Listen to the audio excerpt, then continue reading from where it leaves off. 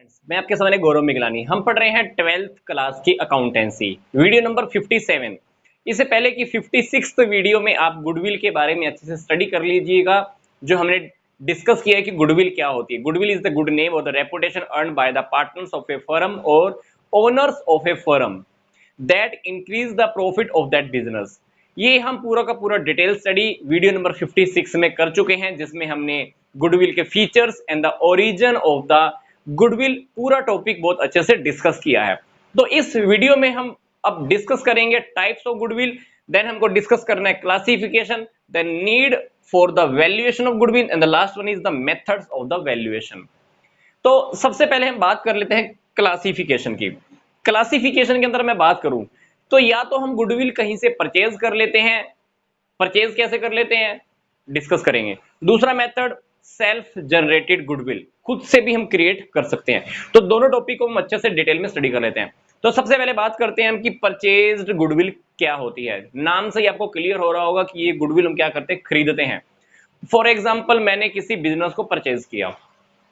उस बिजनेस की पूरी वैल्यू, अगर मैं उसकी प्रॉपर्टी की वैल्यू के समेत देखूं, फर्नीचर लगा हुआ था, वहां पर साइन बोर्ड लगा हुआ था, वहां पे सारा सामान रखा हुआ था, पूरे सामान के साथ पूरी दुकान की वैल्यू मान लो 10 लाख थी।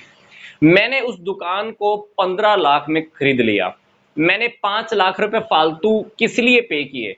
क्योंकि उसके ओनर ने बहुत ऑनेस्टी से काम किया था, ईमानदारी से काम किया था, इसलिए वो दुकान पर उस कस्टमर का वहां पे आना जाना लगा रहता है। वो दुकानदार जिससे मैं दुकान खरीद रहा हूं, वो चाहे भले अब दुकान पे नहीं बैठेगा, वो दुकान चाहे मैं अब खरीद रहा हूं, तो उस दुकानदार की वजह से उस दुकान का बहुत सारा नाम है। अब मैं बैठूंगा तो कस्टमर वहां पर अभी भी आने वाले हैं। तो उसकी रेपुटेशन को अब मैं यूज करने वाला हूं। तो उसकी रेपुटेशन को यूज करने के लिए मैं उसको क्या कर रहा हूं, 5 लाख रुपए फालतू पे कर रहा हूं। हालांकि मैं आपको बता रहा हूं उस प्रॉपर्टी की वैल्यू ओवरऑल टोटल कितनी है, 10 लाख।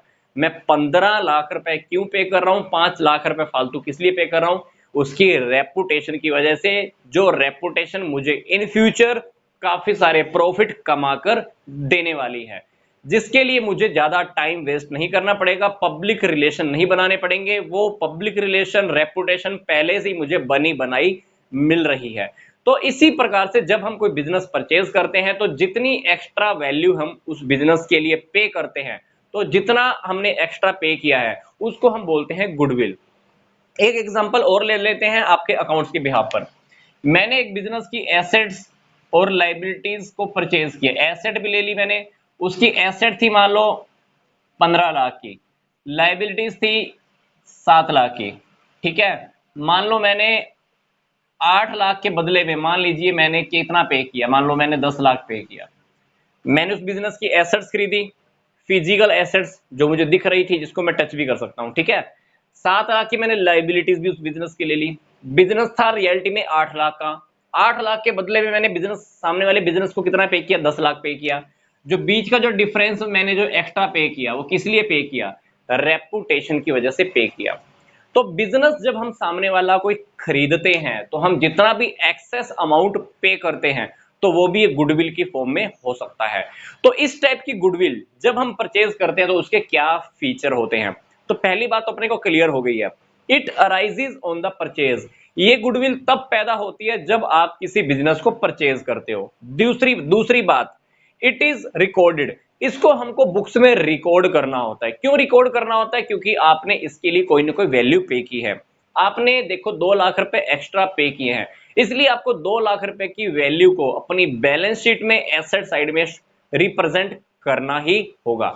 तीसरी बात, शोन इन बैलेंस शीट। ये बात मैंने आपको भी बताई दी है कि ये हमको बैलेंस शीट में एसेट साइड में दिखाना होता है, क्योंकि हमने इसके लिए कोई ना कोई वैल्यू पे की होती है। चौथी बात, it is amortise our it's useful economic life. ये धीरे धीरे डेप्रिशिएट भी होती है। जैसे हम फिजिकल एसेट्स को धीरे धीरे क्या करते हैं, डेप्रिशिएट करते हैं ना, वैसे गुडविल के लिए, गुडविल की डेप्रिसिएशन के लिए हम ये वर्ड यूज करते हैं। हमको इसकी वैल्यू धीरे धीरे खत्म भी करनी होती है। अगली बात आती है self generated. Self generated goodwill क्या होती है? मतलब मैंने बिजनेस शुरू किया भी नया नया, मैंने बहुत सारा नाम कमाया, मैंने प्रोडक्ट की क्वालिटी बहुत अच्छी दी, मैंने लोगों को सर्विसेज अच्छी दी, तो नाम की वजह से, मेरी ऑनेस्टी की वजह से मेरा बिजनेस बहुत अच्छा चलना स्टार्ट हुआ। मेरे उस नाम की वजह से, प्रोडक्ट की क्वालिटीज की वजह से कह लीजिए, सर्विसेज की वजह से कह लीजिए, या मेरे पब्लिक रिलेशंस की वजह से कह लीजिए कि मेरे बिजनेस की बहुत अच्छी गुडविल बन गई है। अब ये वाली गुडविल की सबसे खास बात क्या होती है? ये गुडविल आप कभी भी बिजनेस में रिकॉर्ड नहीं कर सकते हो, क्योंकि अकाउंटिंग स्टैंडर्ड 26 के अकॉर्डिंग आपने जो गुडविल खुद क्रिएट की है उसके लिए आपने किसी को पैसा पे नहीं किया है, इसलिए आप इसको बिजनेस में, अकाउंट्स में कहीं पर भी रिकॉर्ड नहीं कर सकते हो। तो लॉन्ग पीरियड ऑफ टाइम के अकॉर्डिंग ये गुडविल हमारी बनती जाती है। सेल्फ जनरेटेड गुडविल का फंडा क्या होता है? मैंने बिजनेस काफी लंबे समय से मैं चला रहा हूं, तो गुडविल क्या होने वाली है? ज्यादा होने वाली है। दूसरी बात, डिपेंड ऑन द वैल्यूअर। आप इस प्रकार की गुडविल की वैल्यू कब पता लगा सकते हो? जब आपने बिजनेस को सेल करना हो। अदरवाइज आप रियलिटी के अंदर इस गुडविल को पता नहीं लगा सकते हो कि ये गुडविल कितने रुपए की है, इसलिए आप इसको बुक्स में रिकॉर्ड भी नहीं कर सकते हो। अगर आप अपने बिजनेस की गुडविल 10 लोगों से पूछोगे तो हर व्यक्ति का आंसर, हर पर्सन का आंसर अलग अलग होने वाला है। हो सकता है कि पहला पर्सन बोल दे कि आपकी गुडविल 5 लाख की है, दूसरा पर्सन कह दे कि आपकी गुडविल 10 लाख की है। तो गुडविल की वैल्यूएशन करना सेल्फ जनरेटेड के केस के अंदर वैल्यूअर के ऊपर डिपेंड करता है, जो वैल्यूएशन करेगा। ठीक है। तीसरी बात मैंने आपको पहले बता दी है कि अकाउंटिंग स्टैंडर्ड 26 के अकॉर्डिंग इस टाइप की गुडविल जो हमने खुद जनरेट की है, इसको हम बुक्स में रिकॉर्ड नहीं कर सकते हैं, क्योंकि इसके लिए मैंने कोई भी किसी को भी कोई पेमेंट नहीं की है। तो ये हुआ हमारा क्लासिफिकेशन का टॉपिक। तो क्लासिफिकेशन के अंदर हमने क्या पढ़ा? या तो गुडविल हम परचेज करते हैं या हम खुद से जनरेट करते हैं। इसको हम बुक्स में शो करते हैं, इसको हम बुक्स में शो नहीं कर सकते। अगली हमारी बात आती है कि गुडविल की वैल्यूएशन की जरूरत क्यों है, इंपॉर्टेंस क्या है, आखिर हमको क्यों इंपॉर्टेंस, किस लिए इसकी जरूरत पड़ती है कि हम गुडविल की वैल्यूएशन करें। ये टॉपिक हमारा आखिर 12th के अंदर आ क्यों रहा है कि हम गुडविल की वैल्यूएशन करें? क्या एग्जिस्टेंस है इसका, इस टॉपिक का देखते हैं। पहली बात, change in the profit sharing ratio. जब भी किसी भी टॉपिक के अंदर, पार्टनरशिप के अंदर, कभी भी पार्टनर्स का प्रॉफिट शेयरिंग रेशो जब भी चेंज होने वाला है, तब तब हमको गुडविल की वैल्यूएशन करनी है।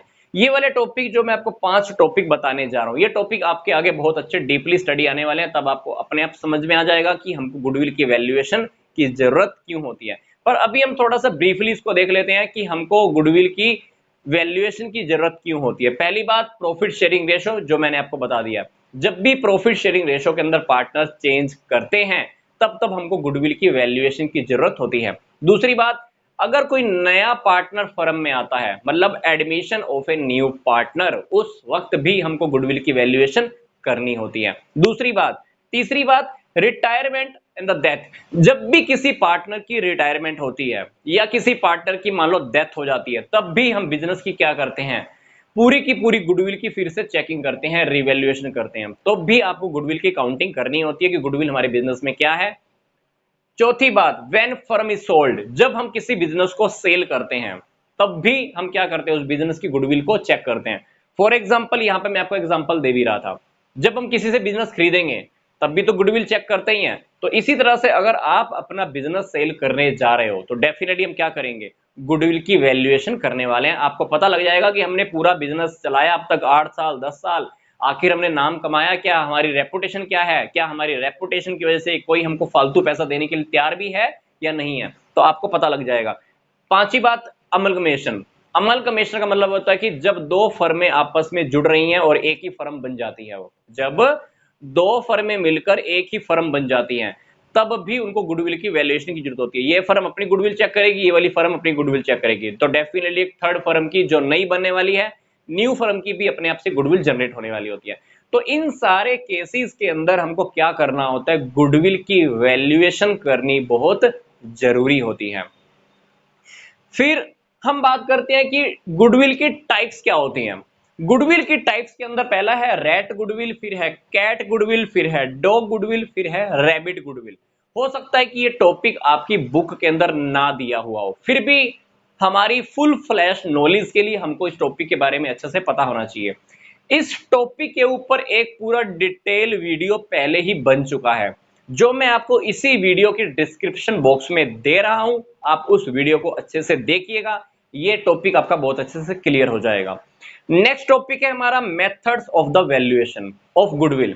गुडविल की वैल्यूएशन करने के 3 मेथड हैं। पहला है एवरेज प्रॉफिट मेथड, दूसरा है सुपर प्रॉफिट मेथड, तीसरा है कैपिटलाइजेशन मेथड। अब एवरेज प्रॉफिट मेथड क्या है, मैं आपको थोड़ा सा हिंट दे देता हूं। एवरेज प्रॉफिट मेथड के अंदर क्या होता है, पिछले वाले जितने भी सालों में हम प्रॉफिट कमा रहे होते हैं उसमें से हम 2 या 3 या 4 सालों के प्रॉफिट के बेस पर, उनकी एवरेज के बेस पर ये चेक कर लेते हैं कि हमारी गुडविल कितनी है। सुपर प्रॉफिट मेथड क्या है, सुपर प्रॉफिट मतलब जो प्रॉफिट हमको नॉर्मल से भी ज्यादा होता हो। मान लो जितने भी बिजनेस चल रहे हैं हमारे जैसे, मान लो मेरा कपड़े का बिजनेस है, मेरे जैसे बिजनेस और 10 बिजनेस और चल रहे हैं और लोगों के, वो प्रॉफिट कमा रहे हैं अपने बिजनेस के ऊपर मान लो 10%। मान लो जितना भी पैसा लगाते हैं वो प्रॉफिट कमाते हैं अपने बिजनेस में लगाए हुए पैसे का 10%। तो मतलब क्या हुआ, ये बिजनेस में एक क्या चल रहा है, नॉर्मल ट्रेंड चल रहा है कि नॉर्मल प्रॉफिट कितना हो रहा है 10%। मैंने अपने बिजनेस में जितना पैसा लगाया हुआ है मैं उसके ऊपर 15% प्रॉफिट कमा रहा हूं। कितना कमा रहा हूं, 15%। तो नॉर्मल क्या कितना चल रहा है, नॉर्मल रेट क्या चल रही है 10%। मैंने फालतू कितना कमाया, 5% फालतू कमाया, क्योंकि मैं टोटल कितना कमा रहा हूं 15%। तो नॉर्मल चल रहा है 10%, मैंने कमाया 15%, तो बीच का जो डिफरेंस है 5%, इसको हम बोलेंगे सुपर प्रॉफिट। मतलब नॉर्मल प्रॉफिट से जितना ऊपर का जो प्रॉफिट होता है उसको आप बोलते हो सुपर प्रॉफिट। तो सुपर प्रॉफिट मेथड के बेस पर हम ये देखते हैं कि हमारे बिजनेस की गुडविल क्या होती है। तीसरा है कैपिटलाइजेशन मेथड। कैपिटलाइजेशन मेथड आपको तब अप्लाई करना आ जाएगा जब आप एवरेज प्रॉफिट मेथड के ऊपर काम करना सीख जाएंगे, दूसरा सुपर प्रॉफिट मेथड के ऊपर काम करना सीख जाएंगे, क्योंकि कैपिटलाइजेशन मेथड दोनों के ऊपर अप्लाई होगा लास्ट में आकर। Capitalisation of the average profit method and the capitalisation of the super profit method. तो अपने को ये जो मेथड है वैल्यूएशन करने के, गुडविल की वैल्यूएशन करने की जो मेथड है वो नेक्स्ट वीडियो से हमको बहुत अच्छे से डिटेल में स्टडी करने हैं पहले। तो मैं आपको इस वीडियो के खत्म होने से पहले एक बात कहना चाहता हूं, ये वीडियो आप अच्छे से देखिएगा जो आपके इसी डिस्क्रिप्शन बॉक्स में दी हुई है। तो मिलते हैं हम नेक्स्ट वीडियो में। नेक्स्ट वीडियो से हम स्टार्ट करने जा रहे हैं कि methods of the valuations of goodwill. तो यहां तक का वीडियो देखने के लिए आपका धन्यवाद।